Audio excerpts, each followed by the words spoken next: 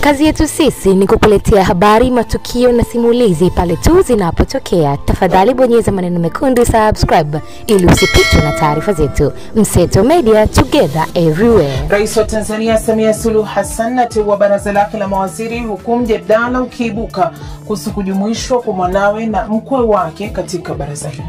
Na karibu. Rais wa Tanzania Samia Suluhu Hassan ametangaza baraza jipya la mawaziri lenye jumla ya mawaziri 27 katika mabadiliko makubwa ya uongozi wa serikali, hatua inayochukuliwa kama sehemu ya kurekebisha utendaji na kuongeza ufanisi ndani ya serikali. Akizungumza katika ikulu ya Chamwino jijini Dodoma, Rais Samia amesema mabadiliko hayo yanahusisha kuanzishwa kwa wizara mpya, kubadilishwa kwa baadhi ya wizara za zamani na kuingizwa kwa sura mpya serikalini. Miongoni mwa walioteuliwa kwa mara ya kwanza ni Wanu Ameir ambaye ni naibu waziri mpya wa elimu, sayansi na teknolojia, na Paul Makonda, mbunge wa Arusha mjini aliyechaguliwa kuwa mmoja wa manaibu mawaziri katika wizara ya habari, sanaa, utamaduni na michezo.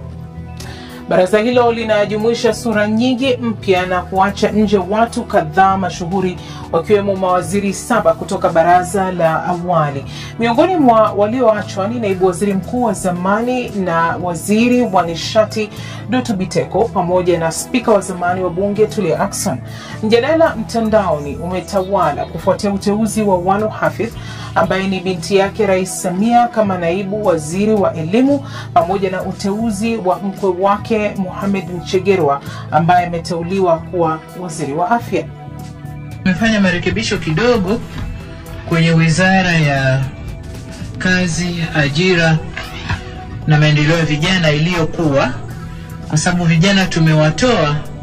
Sasa tumeona kuna haja tuwe na wizara ya kazi, ajira na mahusiano. Na mahusiano maana yake ni kwamba atakayeshika sehemu hii ya mahusiano atakuwa na kazi kubwa ya kama tulivyosema, kufanya mazungumzo na makundi mbalimbali na wahusika mbalimbali nchini ili kujenga mahusiano mazuri, nayo itakuwa chini ya ofisi ya waziri mkuu. Uzinduzi wa baraza jipya la mawaziri unakuja huku Rais Samia akianzisha tume ya uchunguzi kuchunguza machafuko yaliyotokea wakati wa uchaguzi wa Oktoba 29. Kwa sasa anaungana na Charles William, mchambuzi wa masuala ya kisiasa kutoka Dar es Salaam, Tanzania. Charles, karibu sana katika kipindi. Unazungumziaje uteuzi huu wa baraza jipya la mawaziri la Rais Samia Suluhu Hassan? Ni uteuzi ambao umeshitua watu wengi. Watu wengi hawakutarajia kuona vigogo kadhaa wakiwekwa kando, hususan wale ambao walikuwa wakishikilia wizara ambazo ni nzito kwenye nchi, lakini pia wale ambao ni wakongwe ndani ya serikali kwa kipindi cha muda mrefu. Na ukitazama baraza hili la mawaziri limetangazwa pasipo kuwepo kwa naibu waziri mkuu, ambaye baadhi ya watu walikuwa wakidhani kwamba angeweza kuwa waziri mkuu kwa sababu alikuwa msaidizi wa waziri mkuu ambaye amemaliza muda wake, lakini amekuwa hayupo kabisa kwenye baraza hata kushikilia wizara. Lakini waziri wa mambo ya ndani hajajitokeza kwenye baraza hili lilotangazwa. Waziri wa afya hajaonekana katika baraza hili lilotangazwa. Spika wa bunge ambaye baada ya kuondoka kwenye kinyang'anyiro cha ubunge watu kadhaa alikuwa akibashiri pengine angehamia kwenye baraza la mawaziri, lakini pia hayupo. Kwa hiyo lina mshtuko kwa maana kwamba linatambulisha sura mpya na kuweka kando vigogo ambao walikuwa wamezoeleka kwenye siasa za Tanzania kwa takriban miaka 10 iliyopita. Sasa baraza hili la mawaziri limeongezwa hadi 27, ikiwemo kuanzishwa kwa wizara ya masuala ya vijana. Hii inaonesha vipaumbele vya Samia ni vipi, na je, hili la kuongeza wizara lilihitajika kwa sasa? Nadhani kwenye hotuba yake Rais Samia alieleza jinsi ambavyo analitazama kundi la vijana kama kundi linalohitaji kutazamwa kwa upekee. Na manake wizara hii ya vijana imekuwepo, lakini imekuwa kama idara serikalini ikiunganishwa na wizara zingine zinazoshughulikia masuala mbalimbali. Zamani kulikuwa kuna wizara ya kazi, vijana na ajira, lakini wakati fulani kulikuwa kuna wizara ya habari, utamaduni, sanaa, michezo na vijana, na kwa wakati fulani pia kumekuwepo wizara hii kihama kutoka kundi moja mpaka jingine.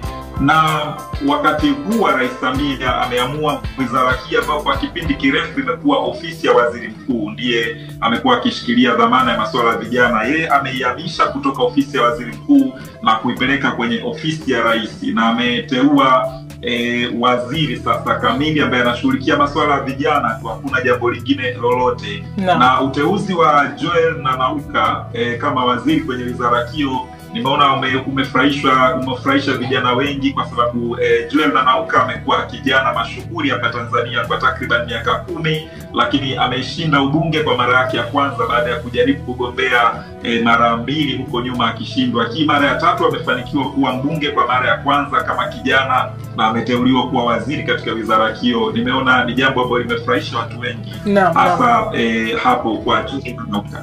Naam. Sasa tuzungumzie swala ambalo limezua mjadala mkali katika mitandao ya kijamii, uteuzi wa binti ya rais na pamoja na mkwe wake katika kujumuishwa katika baraza la mawaziri. Unaona kwamba vipi hii inaweza kuathiri vipi imani ya umma kwa serikali ya sasa inayohudumu? Kwa upande mmoja watu wanaweza kutazama kama ni upendeleo wa kindugu au wa kifamilia kwa jicho la kwanza.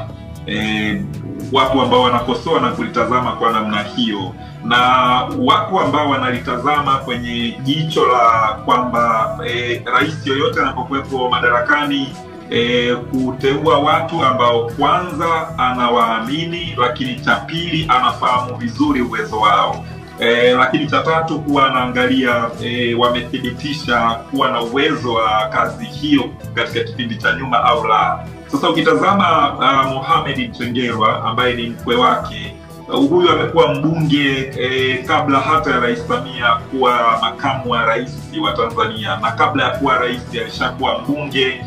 Kwa hiyo alikuwa ndani ya bunge akiwa anaonyesha kwamba ni mwanasiasa ambaye ameweza kupambana kwenye eneo lake mpaka kufanikiwa kuwa mbunge, na baadaye yeye alikuja kumjumuisha serikalini. Na Wanu Hafidh Amir ambaye ni binti yake, ni binti ambaye amekuwepo kwenye heka za siasa hapa Tanzania kwa kipindi kirefu, hata kabla ya mama yake kuwa makamu wa rais na kisha kuwa rais. Kwa hiyo hiyo passion ya kuwa kwenye uwanja wa siasa amekuwa nayo, labda ambalo watu wengi hawalifahamu ni kwa sababu amekuwa akifanya zaidi siasa katika ukanda wa Zanzibar. Kwa hiyo afahamiki na watu wengi kama mwanasiasa mashuhuri kwa upande wa Tanzania bara, na pengine hilo ndio mtihani atakaokuwa nao, kuthibitisha kwamba anao uwezo wa kufanya kazi bila kuonesha kwamba labda tu amebebwa. Kwa hiyo atakuwa na mtihani wa kuthibitishia umma kuhusu uwezo wake. Naam, asante sana. Ni Charles William, mchambuzi ambaye ametukamilishia taarifa yetu. Hakikisha umesubscribe, comment, like na kushare. Mseto Media, we connect everywhere.